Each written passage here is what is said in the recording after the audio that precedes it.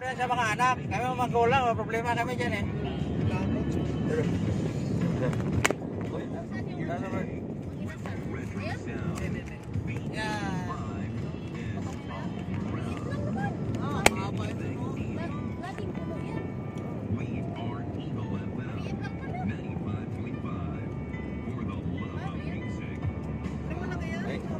Bawal pala itong music sa kuhan, sa vlog. Copyright. Copyright. Wala tinidurot niya ako nagdarating.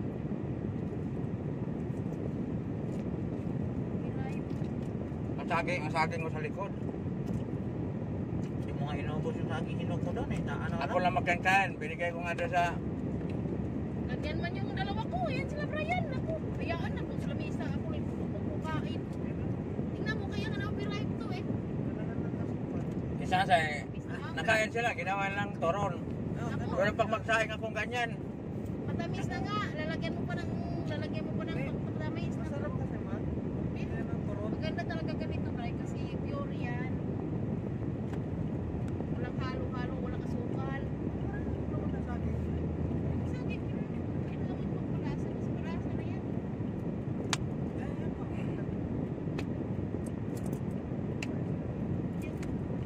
Tapos sa kabila. Ito yung malapit ko.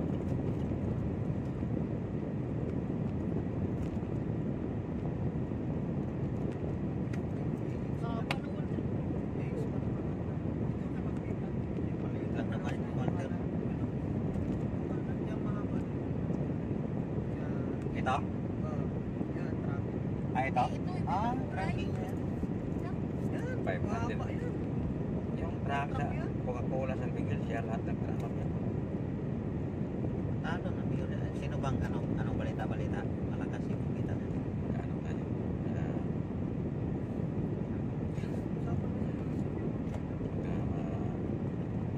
Sana manalo.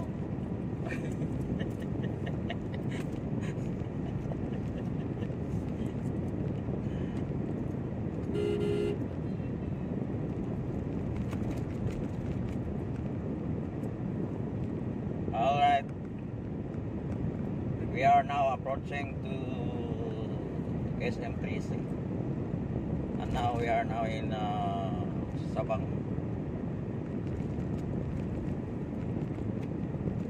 Bound to West.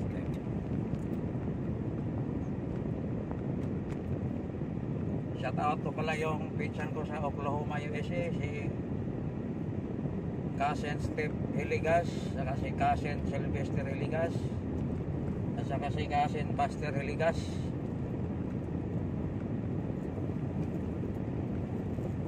At saka si Imelda Swine, Imelda Hiligas Swine.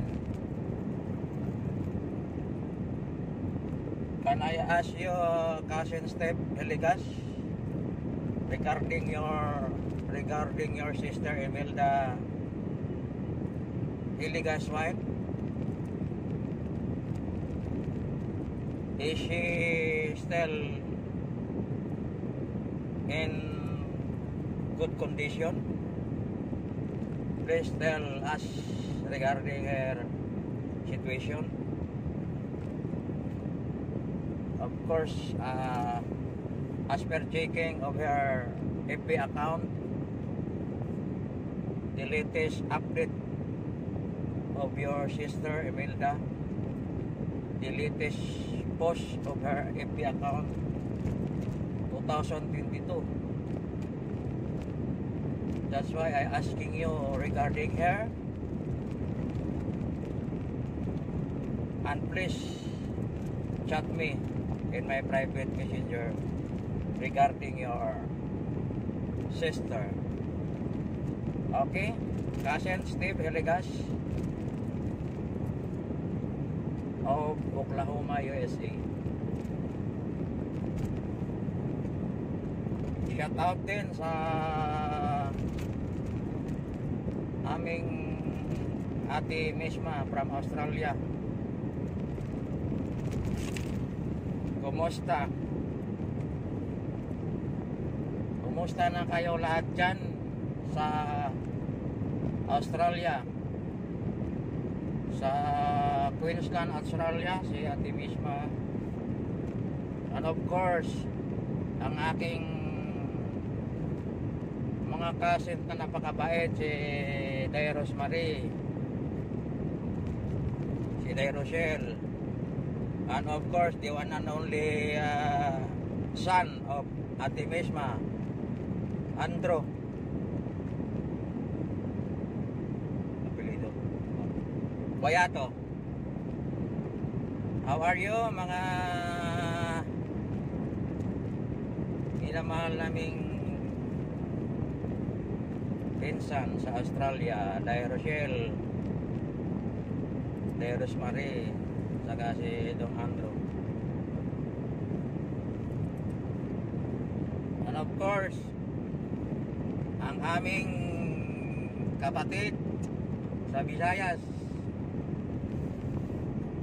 minamahal naming kapatid, the one and only daughter of Mr. and Mrs. Estimar Bolado, Josephine Bolado. Inday, kumusta? Pagaling. And of course,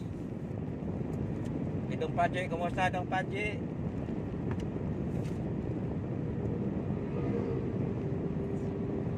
Padje Bolado Rubio, kumusta ang work mo sa Cebu?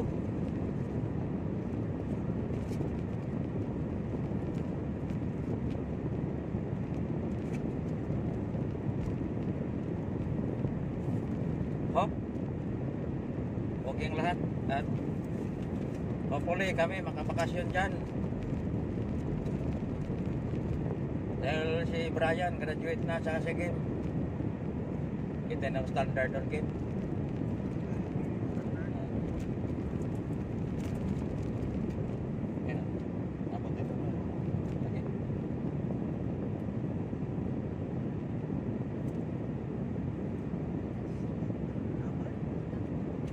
Tawag din pala sa aming mga kamag-anak dyan sa Visayas, sa Bulado, Barangay Bulado, sa Calamba, sa Malusay, saka sa buong Bulado, sa Mindanao, Liti, Masbate.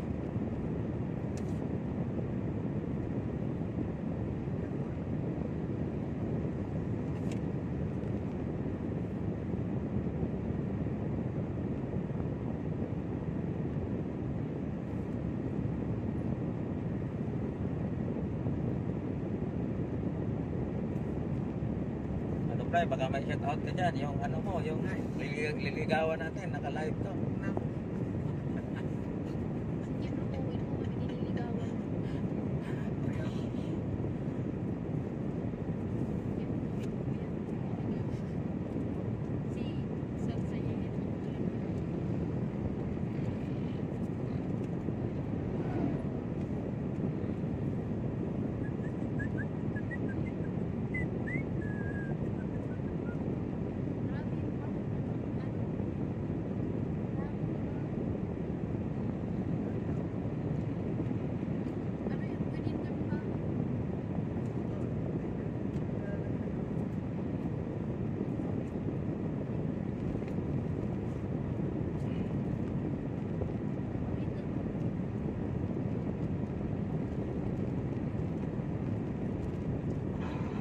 Time check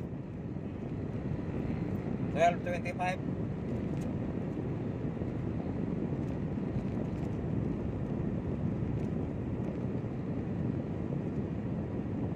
Punta kaming land bank, mag-withdraw si Brian ng 2 milyon.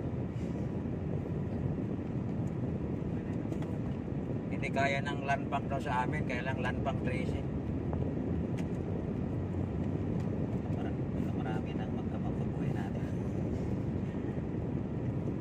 Balato. Ay dito naman tayo dadaan sa kuan. Doon kami dadaan sa cable wire.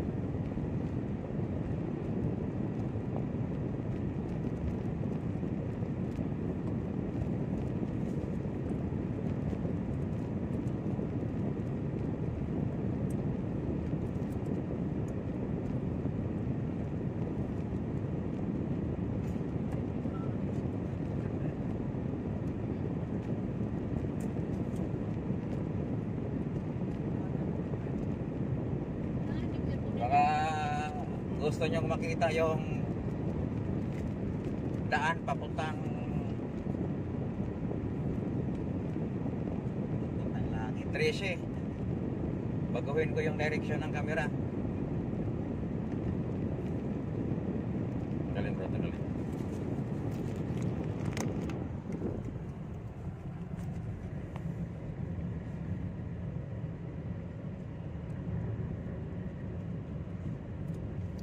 Lawak pa ng ano. Lawak. Pait. Pero pag ginawaan mo, kailan tambak. Alright, ito na po yung request nyo na binago ko yung direction ng camera sa harap para makita nyo yung beauty ng daanan bound to Tracy Martires. At update ko kayo sa daan, walang ka-traffic. Napakaganda pag walang ka-traffic. Maaliwalas, Traffic. Kasi makalagda sa walang kasablay-sablay, at tuloy-tuloy ang ating pagtakbo.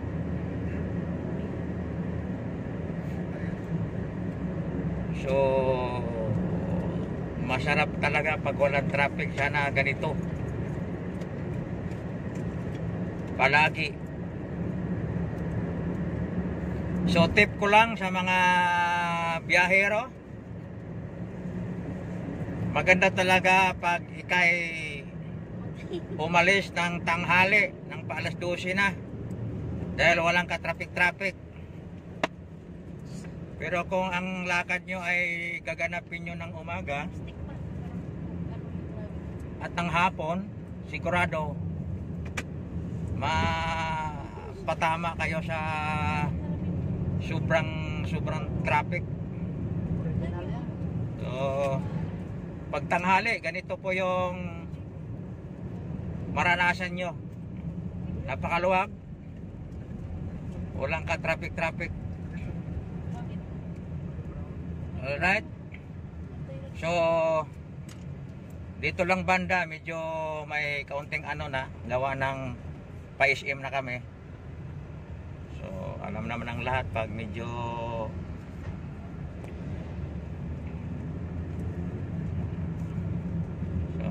malapit na kami sa SM, malapit na talaga sa mall, medyo may kaunti ng ano yan, may kaunti ng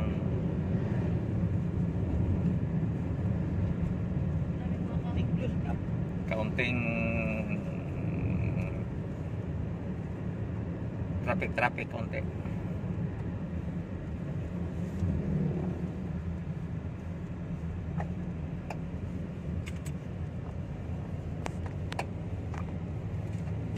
So ito, kung mapapansin nyo, makita nyo ng mga sasakyan.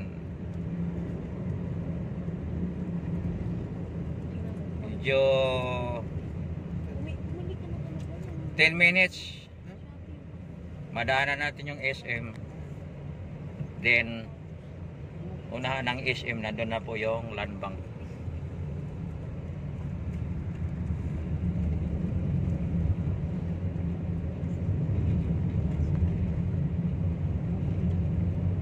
Alright,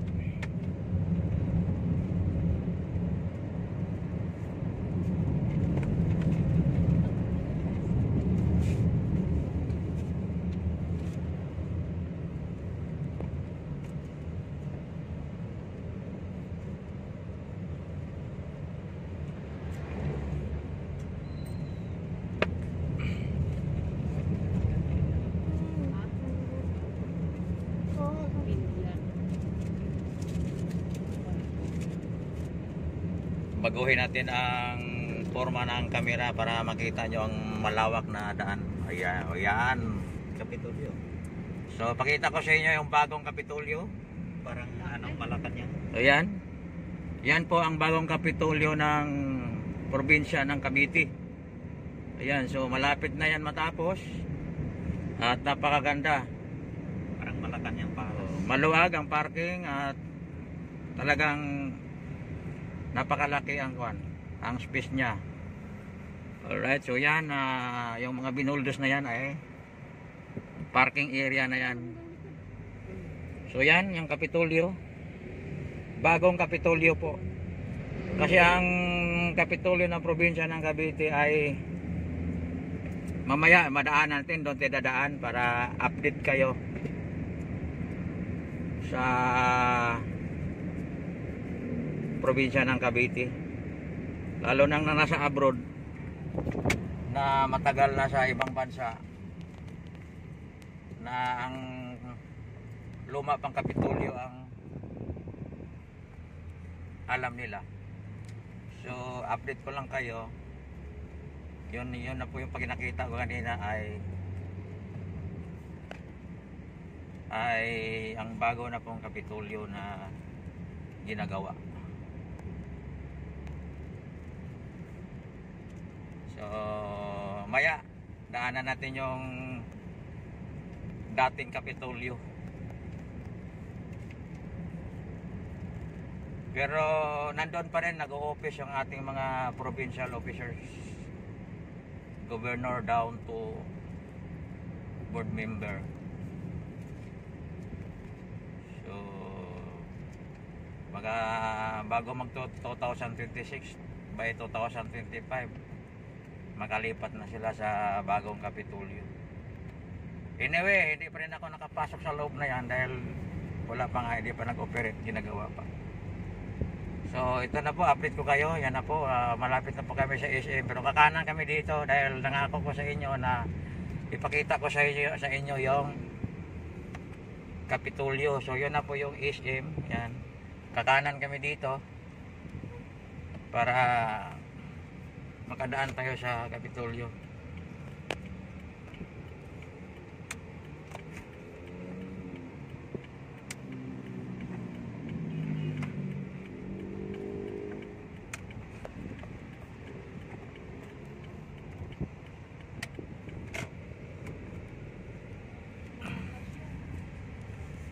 Alright, kanan na kami.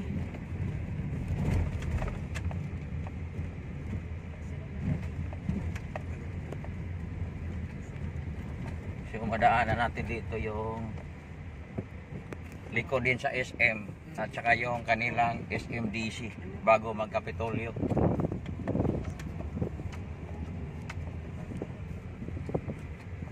So dito kami dumaan sa Kapitolyo papuntang Lanbang.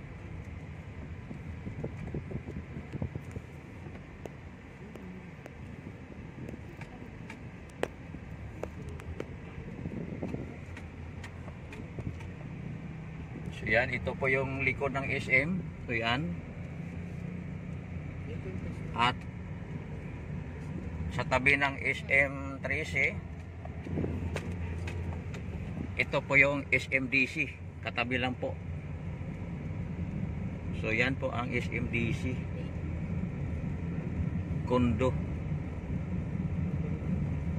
Yan. At pag akyat natin dito, ito na po yung sinasabi ko sa inyo na dating Kapitolyo, yung luma.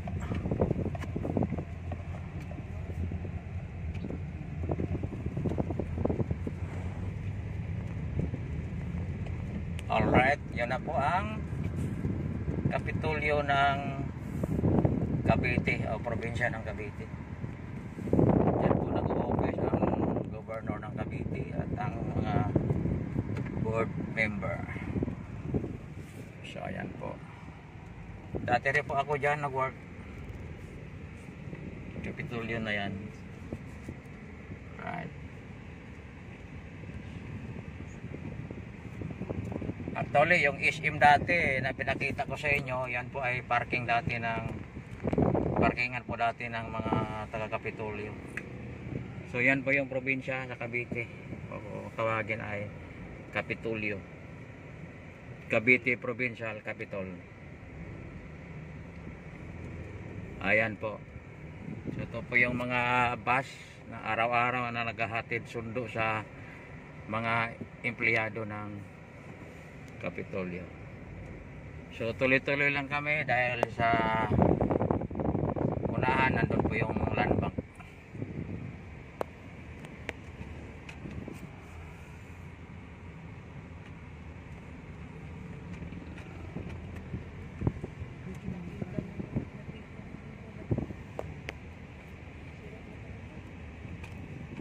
Ayan.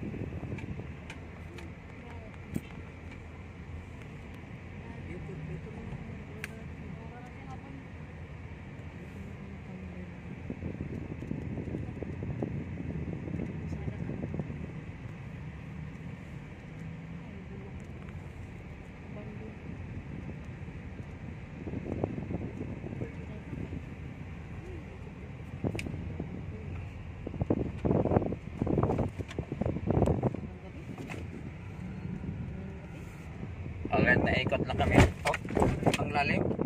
Ang lalim. Ang lalim ng lubak dito sa malapit sa opisina ng PSA. Saka opisina ng Pau Attorney. Tumama kami sa lubak.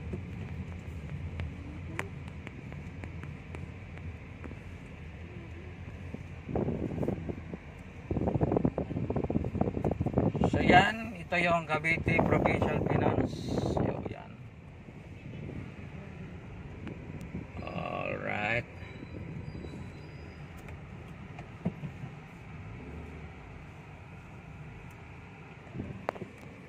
Medyo na traffic.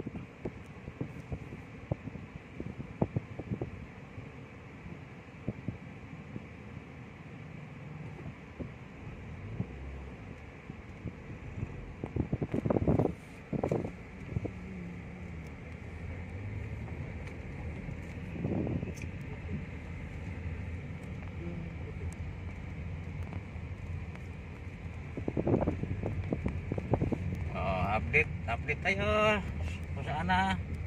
Ito pa rin kami sa likod ng Kapitolyo at pagbaba namin dito ay nandun na po yung land bank.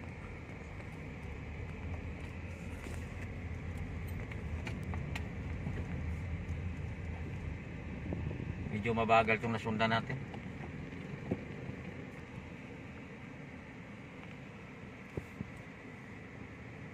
Kaya namang lumusot, bakit ayaw?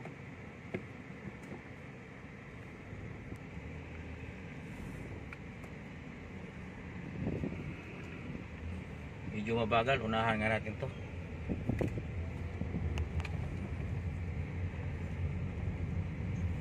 So dito na po kami sa baba at pag kaliwa namin mamaya ay land bank na po. Right.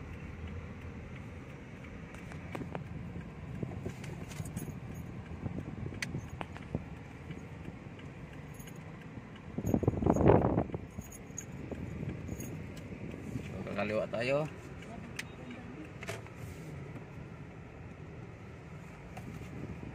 Kaya pag yung mga nasundan mo, yung mga baguhang driver,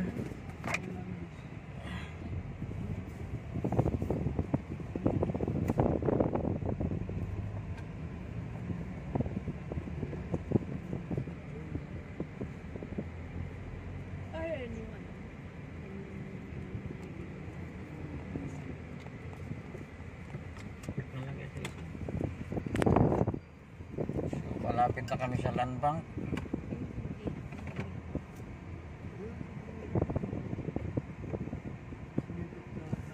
So ito, land bank na po. Land bank na. Hanap lang kami ng parking. So yan po guys, land bank na kami. At maraming salamat.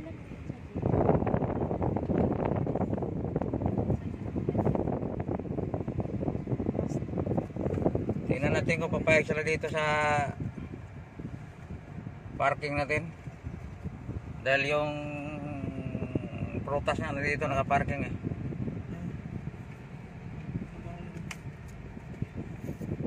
So, land bank na kami guys. Thank you.